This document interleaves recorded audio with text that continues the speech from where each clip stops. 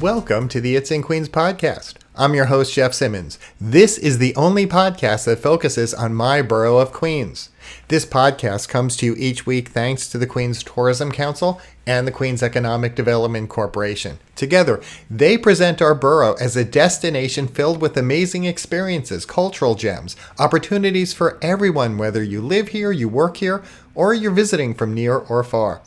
Well, spring has finally arrived in Queens. This past weekend was much warmer weather, and there's truly nothing like it. The streets come alive with cherry blossoms in Flushing Meadows Corona Park, families strolling through the Queens Botanical Garden, the sounds of music, of laughter, of life spilling from our vibrant neighborhoods. It's a time of renewal, of celebration, and of rediscovery.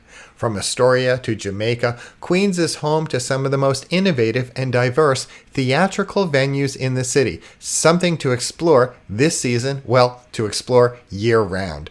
These stages, large and small, are where new voices emerge and bold stories come to life, whether it's an experimental performance in a converted warehouse or a family-friendly musical in a historic theater. Queens continues to be a powerful incubator of creativity. One standout in this landscape is the Chocolate Factory Theater in Long Island City. What started out as a modest artist-founded space has grown into a nationally recognized hub for boundary-pushing performance art. Since its founding in the early O's, the Chocolate Factory has championed experimental work across disciplines, offering artists the freedom to take risks and audiences the thrill of discovery. And joining me this week to talk about the journey of the theater and what's ahead is Sheila Lewandowski, the executive director and co-founder of the Chocolate Factory Theater. Sheila has been a driving force behind the theater's evolution and a passionate advocate for the arts here in Queens. And she has some breaking news to share with us. So let's get to that interview. Sheila Lewandowski, welcome to the It's in Queens podcast. Thank you, Jeff. It is awesome to be here at It's in Queens podcast. It's great to have you back. So you co-founded the Chocolate Factory Theater nearly 2 decades ago. What inspired you to create the space, and what was your original vision for it? The theater was founded, or I should say actually evolved from work that my co-founder, Brian Rogers, and I were making and presenting starting back in 1997. We were in the Fringe Festival at venues like here Arts Center, and we were making devised experimental performance, kind of like we have at the theater now. So that started in 97. We were transient. And then in 98, we were a resident company at the Mazer Theater on the Lower East Side at Educational Alliance. And then we were kicked out of there because it's mostly Orthodox Jewish and they wouldn't let us do Fridays and Saturdays. And then we searched in Long Island City, couldn't find a space, and ended up at 330 West 38th Street and for 4 years. And then there was one more. The original Chocolate Factory Theater was actually on 23rd Street. Where there was nothing there at the time, but, kind of fabric shops. And then our home of 17.5 years on 49th Avenue. So the Chocolate Factory Theater, technically as a presenter, is a little over about 20 years old. But it's built on this history, like most great things. It's on the shoulders of something else. The vision grew out of our needs as artists making wild and provocative performance that kept me in great shape because it was very movement-based. And we needed a space to keep equipment since we were working with lots of technology, and being transient is really difficult and sometimes more expensive than having your own space. We were renting spaces by the hour, and then finally I did a cost-benefit analysis and said, it's going to be cheaper for us to rent our own space. But then once we had our own space, we started letting peers use it. It just was a natural evolution. It's like, hey, this is the sound person we're working with somebody else. We're like, great, we're not in the space for this month. You go in there. So we started building this community in the space using it. And that evolved into us being presenters and then eventually raising money to pay all these artists to keep making work. So that's the vision came out of our needs. What is it? Needs, mother of invention. And this community, we are them, they are us. So obviously you've touched on some of the challenges, but I'd love to get a sense of how, over time, how you've overcome challenges, because, you're a hard worker. So I could see you, and I think you're type A like me. So, Triple A. So triple A. So Obviously, how do you, would love people who are also listening to take away some lessons as well. So some of the lessons you learned along the way that helped you overcome the challenges. Whew. Um, the lessons along the way are don't give up. Um, Listen for what is not said. And what I mean by that is that, when we were pursuing having a permanent home, which to me was really important for a lot of reasons, people kept saying, and I was like, we don't have money, but we're important to this community. And so I was pitching it to different electeds to try to help not just us, but other spaces that hold artists and small businesses, help keep them in the community. We need to keep the identity, and it keeps the city vibrant, the economy, all that kind of stuff. And they kept saying, we don't do that. We don't help groups buy buildings, but they never said we won't. I really listened. I just had, we don't. And I was like, but I don't hear you won't. So I framed everything in such a way in all my requests to include the acquisition of a space. And so over time, I built support because the borough presidents, all four of them invested, and and the council after that, like all saw the importance. So they went with it and eventually built this pot of money in order to acquire a building. But then it was still, there's more, but it was never, I just listened to what wasn't said and didn't stop. You just keep talking to this one, that one, network like crazy. If you think you can just do your work and sit home and everybody's going to come running to you and pick you up and make something, no, you have got to be out there, meet people, connect with people, build networks, get friends, get peers, get enemies, whatever. Be known. And you're known very well in Queens and beyond. So, under your leadership, the Chocolate Factory Theater became a hub for experimental performance in Queens. What accomplishments are you most proud of? That ties to what I just was speaking about. I'm most proud of getting the permanent space for the theater in Long Island City, my home. And it's not just because I'm selfish and it's my home, because I've helped other groups then, because once we did it, and that's actually something I'm very proud of. So I'm really proud of that. I don't know if I've mentioned this in prior time I've been on, but I grew up in Stapleton houses on Staten Island. And my mother she was, you think I'm tough. She ran arts programming for young and old, for all generations at the community center. And two things I really learned from that was, one, the critical importance of community centers and anchors in community that serve these diverse needs. And the other is what she did with the arts, the different performances, bringing in multi-generations on intense topics. I mean, I've said this to be my first acting performance was as Mame as a child. My mom did Mame at the community center in the early 70s. And it brought everybody together. They weren't afraid of those issues.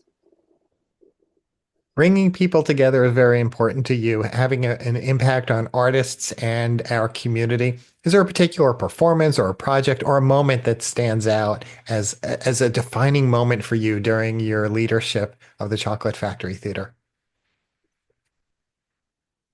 Well, I've talked about the performance a lot, but I would say from the perspective of the impact on the overall community, I would say the creation and the 20 years of running Taste of Long Island City. Because it was always very important, always from the beginning. It's definitely a place for artists to make work because they disappear. But it was also through that anchoring, bringing together small businesses, residents, visitors, and the interconnectedness of all of us and how critically important we are together. So to end up with this event one night a year that was packed always. People came that had like up to 50 local food and beverage places that helped raise money for the unhoused Girl Scouts. Like, we raised money for us, but we also brought all these different points that we see as critical to our community and the city together in one night. So the reason we're having you on is you have a big announcement. You're stepping down. You've made this decision. Why at this moment? Why decide this is the right moment for me to start a new chapter? Oh, I struggle with this answer. I I think of something that a prior board member of the Chocolate Factory would say all the time, and they would say that no matter how long or how short the show is, it's always 10 minutes too long, because nobody ever knows how to end things. And so I watched a lot of other organizations, peers come and go, and a lot of people probably think of my era. But for me, this timing is, I started thinking about 3 years ago and really settled in with it 2 years ago. Um, is I don't want to stay too long. I mean, that's a big part of it. And I'm not abandoning the theater. It's my baby. And I jokingly say I have the stretch marks to prove it. Um, but like, you know, I wanted to leave space now that I've got it to this point where they own a space and there's where whoever's next flies, like they're going to do whatever they do. And a lesson I learned a long time ago is no matter what you do, now how good you leave it. And I know I can't curse on this, but can I? No, no, no. Okay. I was going to say, no matter what you do now, doesn't matter. Whoever you leave behind is going to blah, blah, blah you. Because they have to. I mean, that's a breakup. And so at this time, I also want to be young enough to dive into something else. So it's a combination of all of those things. It just felt right. And this was before the economy was doing what it did now. I was like, I'm not running. I made this decision based on, I want to enjoy it. I want to observe it. I want to watch it fly, just like, not just like, but like a parent watches their child fly. So you mentioned the economy. We're in a very tough time right now. Yeah. What advice would you give to the next generation of leaders taking the reins, and especially if they want to play a role in leading small independent arts organizations? The advice I would give is the economy is tough right now. I would say most important thing in some ways is to do some of what I did, if you can, is to network like crazy.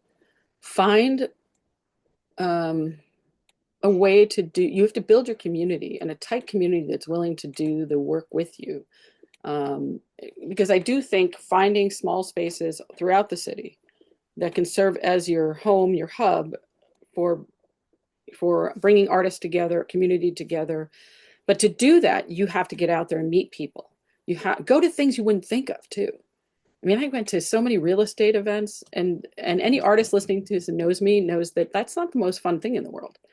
But it's okay. Like you go, you meet them. Deep in their hearts, they all want the arts to exist. It just may not fit into their economic formula. But you find a way to make it fit. You find a way, and just and the electeds, keep the electeds informed about everything you do. I used to send an invitation to everything we did, no matter what it was, to every elected, including the governor's office. And we even got a letter back from Governor Patterson once. Like I was like, wow. Did he see it? I don't know. But the fact is, somebody in his office was like, oh, this is kind of cute. So just network, suck it up, because some of it tastes like poo. And just stay focused, persistent. Oh, and do good math. Really important to, no matter what your budget is, and put into your budget, this is really important, put into your budget the real cost. And then you offset it. I don't want to get into the weeds too much, but it's really important to have a realistic looking budget that says this is what it actually costs. So if I'm working 50 hours a week and I'm paid this much, and then you also need to know what you're worth. So you have to create that budget that looks at what this would really cost if I had all the money that I needed, and then say, and this is what I'm willing to give for this. So, you have done such a remarkable job with the Chocolate Factory Theater. What are you going to miss the most besides budgeting? I actually do love a spreadsheet. Um, what am I going to miss the most? I'm starting to feel that now. Is um, I'm anchored to it, and I there's going to be a huge void, and so I don't know how to remain connected. And so I'm worried about, or I know I'm going to miss that tethering. Like I'm still always going to be connected, but the tether will be gone. Like I'm executive director of the Chocolate Factory. No, who am I? I have to. I'm going to create a new identity, and so but I'm going to miss that. That is me, and I'm going to miss me. So, as you consider the next chapter, what type of areas might you look in so people can also, if they hear this, are like, oh, I've got a great idea. I want to get in touch with you. I know where you should go next. The timing right now is super interesting. Again, not planned exactly this way, but there's a lot going on in the world, shall we say? Hmm. And so, if I can figure out a way to be engaged in things that might move the needle, let's say there are a couple of things, maybe seat changes that can happen. I don't want to get too, I'd like to be involved in something that could make things better for everybody. And that's a good point because I know, we don't discuss politics on this podcast, but, the economic situation plus, I'll just say broadly funding cuts, issues like that, Yes. that are making a lot of people nervous. You know, um, how would you recommend people navigate this moment if they're in the arts and cultural sector? Because, there is a lot of concern out there, but we don't want to lose opportunities such as the Chocolate Factory Theater and other venues that we've come to love. I agree, and and this ties a little bit into what I think I would like to might do next is in some ways really work for the sector, the arts and creative sector, for human rights sectors, in order to help. Everyone needs to chip in, and I know a lot of people are hurting economically, but when you have arts and culture in your life and in your community, it is a part of what helps us get through these tough times in so many ways. It's not just the the feelings that the places that you get to be honest with your feelings, whether you go to see a show, but or your kids. You want to keep your kids engaged and not uh, succumbing to this feeling that can be doom and gloomy. But it's also about economy. It's what's going to keep our small businesses in place. It's gonna make keep us this place livable. I also do think that artists. I know this. I don't think this. I know this. They're at the forefront of change. So if you want things better, really lean into some of the arts groups because they are going to be at the forefront of us being having a better world. And before I let you go, you've worked with so many people, not just the elected officials, but community members, artists, audiences over the year. What's your message to them? I'm sure you have some parting words, advice, not even just advice, but, express your appreciation or what would you like to say to them about what it's been like working with them over the years? Oh my gosh, there's so many. And this is a 2 hour long podcast. So however many you want to say. Okay, well, I think I work backwards from right now. So many places because right now is right in my face, in my ears, in my head. Um, so I'm grateful to the electeds I've worked with over the years. I'm great. Borough president right now has such a vision for Queens and the arts. Borough President Donovan Richards Jr. I'm going to say the whole name. Um, I'm so I'm gonna, and I said this to him. I was surprised back at just how. I mean, we gave an award once as at one of our galas as an artist in industry because I feel like his way of moving is kind of like an artist. He challenges things. He doesn't do always what you think he's going to do, and there's soul behind it. And so I really do want to call him out in that way. But I'm also grateful, like I've worked with all the borough presidents before that. Even Sharon Lee, who was there briefly, and Melinda Katz, who was really a great supporter, and going back to Helen Marshall, who was the first capital grant that we got toward acquisition. And then Jimmy Van Bramer, who's on our board, was council member, is really supportive as cultural chair of the cultural committee. Julie Wan, who's my current, she's really helping us to get through the renovation part of this.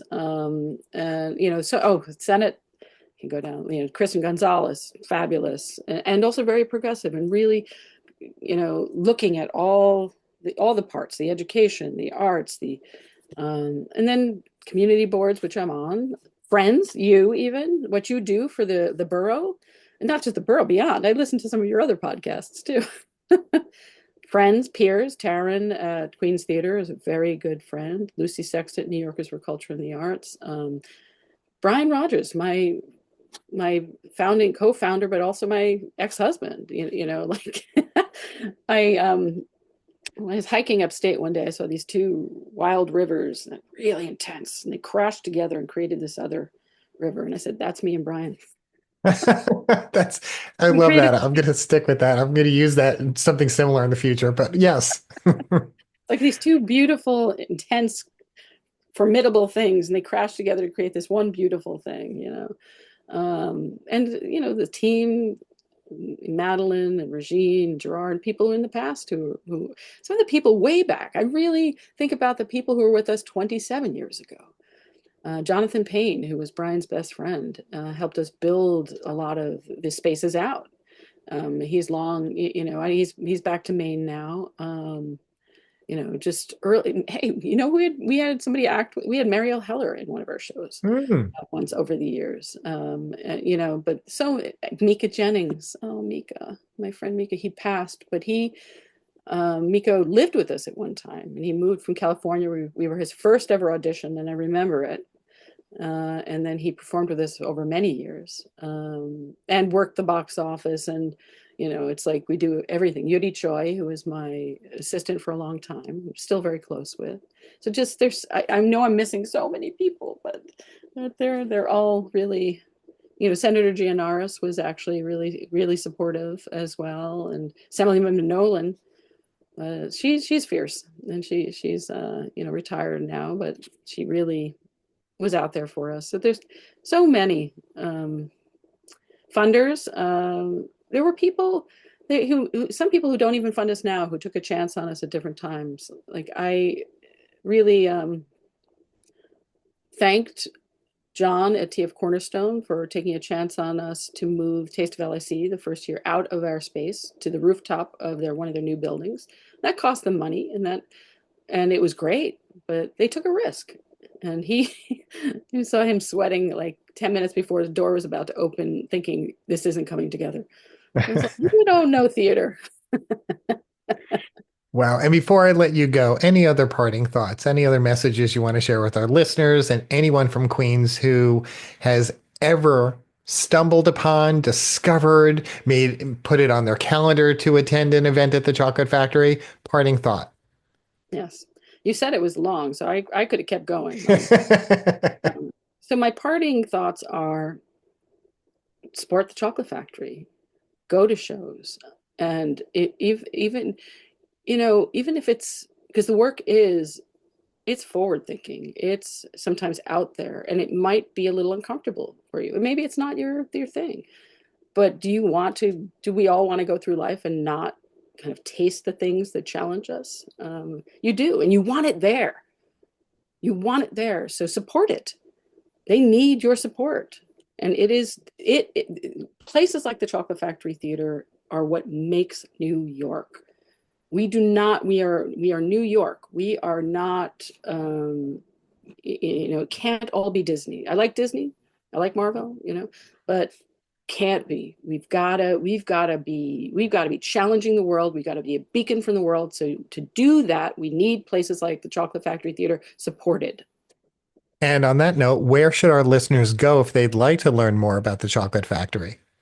www.chocolatefactorytheater.org. One thing to remember: chocolate, I think you know how to spell. Factory, you're good. Theater, ER. notre.org. Sheila Lewandowski, thank you so much for being here in the It's in Queens podcast, and best wishes for the next chapter. Much success in the next chapter of your career. Thank you. Thank you so much. As Sheila Lewandowski embarks on the next chapter of her remarkable journey at the end of June, we wish her nothing but the very best. Her vision, her leadership, her deep love for Queens have left an indelible mark on the borough's cultural landscape. And so, with a renewed commitment to experimentation and accessibility, the Chocolate Factory's new space will serve as a launching pad for groundbreaking work and meaningful dialogue right here in the heart of Long Island City. And we have Sheila Lewandowski and her team to thank for much of that success. We wish her the very, very best in all of her future endeavors. Now, if you're looking for something else to do this month or next, we have you covered always here on the It's in Queens podcast. Rob Mackay is with the Queens Economic Development Corporation and the Queens Tourism Council. And each and every week, he highlights some of the more exciting events that are happening in our borough. Here's this week's report. Hello, Jeffrey. How about a night at the opera?